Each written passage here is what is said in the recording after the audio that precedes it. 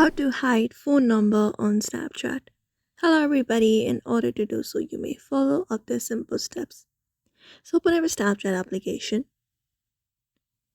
and then once you open up Snapchat you should be finding this interface. Now from the given interface you may tap on the profile icon at the top left corner of your screen, tap on it, and then once you tap on it your profile page appears. Now from here all you gotta do is locate up the settings icon at the top right corner of your screen and then open up your settings. After your setting opens up, go ahead and locate up mobile number option and tap on it.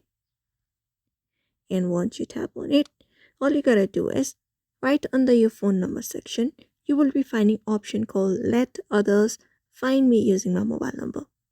So if you have turned this option on, all you gotta do is simply turn off this option by unchecking it, and that is it. That is how you basically hide your phone number from your Snapchat account and save the changes, and that should do it.